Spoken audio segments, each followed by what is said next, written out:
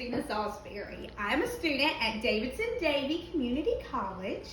I'm currently taking the Communications 231 course. I have 6 children living in my household, so I can tell you that education is extremely important. I'm also a pre-K teacher, and I've also done some work with the Davidson County Public School System. Today I'm going to be doing a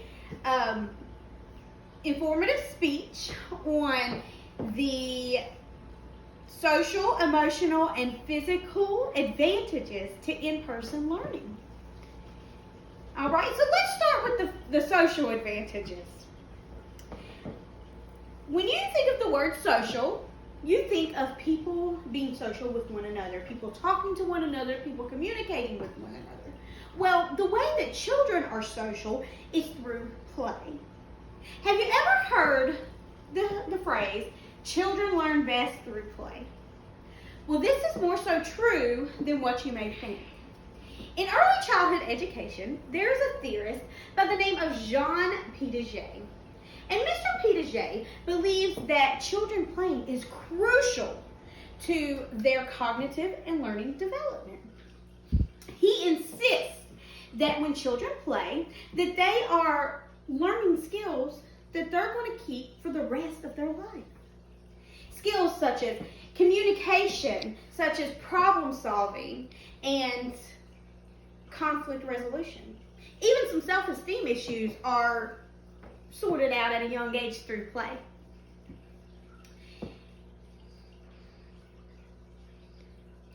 I remember when my son was 4 years old. He was playing with the neighbors, him and all my other children, but the neighbors had come over and they were running in and out of the house, and I kept saying, y'all stop running in and out of my house. Same thing my mama told me a million times, stay in or stay out. So I hear this little voice come back and he said, okay, mama. And the door shut, and I thought, well, we'll see how long it lasts this time. 10 minutes went by and nobody come in the house. So I was thinking, wow, mom win, right? You know, I got it this time. They actually listened. That was short-lived because my youngest son come in to proudly show me his new haircut.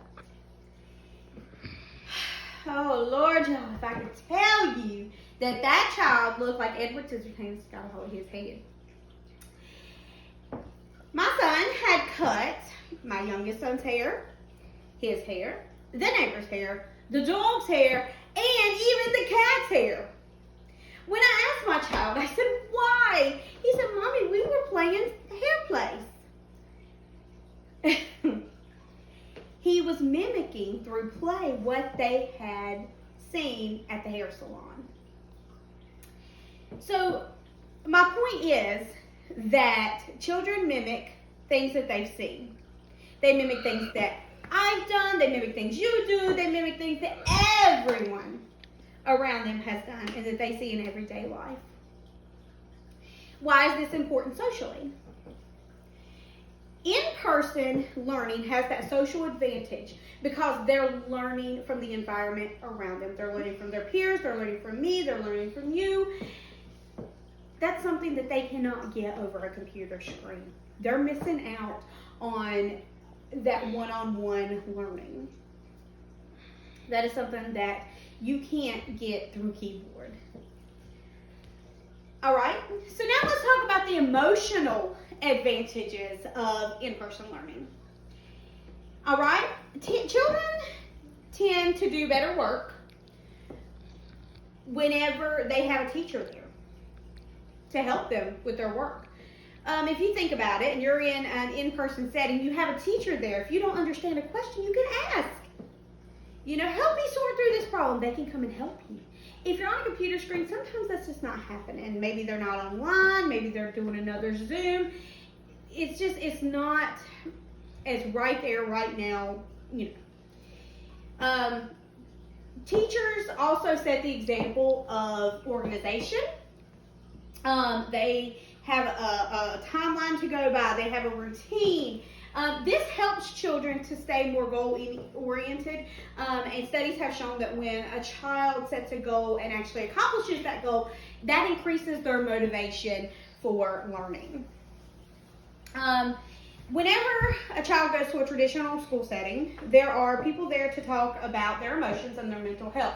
If they're having an issue, if they're feeling overwhelmed, if they need any kind of mental assistance, there is a counselor there, there's a teacher there are peers there. If you are at home, maybe your parents work, or maybe you just don't have anybody that you feel like you could talk to in this setting. Children tend to be more depressed while doing the remote learning. There was a study done in Ecuador. They took 1,500 high schools. Out of the 1,500 high schools, 1/3 of those schools were remote learning. And 16% of those students were depressed. It gets overwhelming. I mean, that's a lot of work. You're not seeing your friends. You're not getting that outlet. You're sitting at home in front of a computer screen.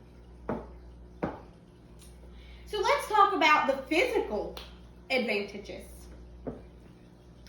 Well, we all know that when we're at home, we love to snack. So, think about it. If you're at home, you're going to be eating whatever you want to, and it's probably not going to be the healthiest food that you can find, you know? There's going, if you were in a traditional school setting, you would eat breakfast, which the school's going to provide you a somewhat healthy breakfast. You can eat lunch. School's going to provide a somewhat healthy lunch. And then you may get a snack. But if you're at home, what's stopping you from eating those Cheetos all day long? Opening up another pack of Doritos. So, children who are at home are more likely to gain weight. They're more likely to have type 2 diabetes and some cancers. They're not as physically active as if they were going to school. I mean, think about it. A child who's going to an in-person school, they're going to get up in the morning and they're going to get dressed and they're going to walk to the bus stop. Okay? So they're getting a little bit of walking in there. Then they're going to get to school and they're going to walk to their class. And then they're going to go to PE for a little while. And then they're going to go outside and play with their friends. And they're going to chase their friends around. Okay? So they're getting that physical, a little bit at least, physical interaction. They're running around and getting a little physical active.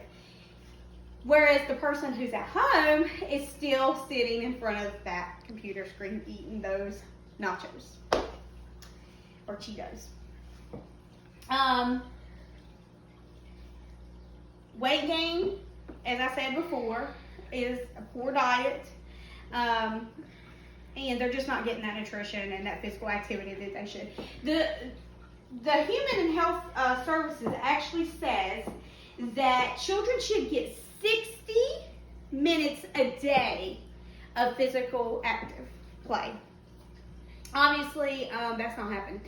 But if you're in an in-person learning setting, when you get out of school, you can come home because you're done with school and you can play with your friends until night. But if you are doing remote learning, a lot of times your work is going to take you until dark. And when you get done with your work, it's going to be dark. You don't even have that time to go outside and play with your friends. And then it causes you to be a little overwhelmed, and obviously you didn't get that outside time. Now, remote learning does do the PE things, but my middle son, he had to do a PE assignment for remote learning, and I'll never forget, he had to ball up a paper ball and shoot it into a basket. And I'm thinking, this is not physical activity. But that's just my personal opinion. So if you're doing remote learning, you are not getting that physical activity that you need. If you're in person, you're getting some physical activity. So in conclusion, We've talked about the social advantages. Your social advantages are the fact that you're around your peers, you can learn from your peers, you have someone to talk to. Your emotional advantages are you have someone to talk to, there's someone there. And then your physical advantages is you are getting your exercise. You're less likely to be depressed.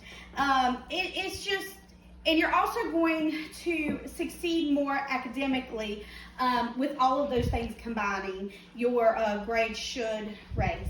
So thank you so much for listening to my speech. I hope that you all have a wonderful, wonderful day.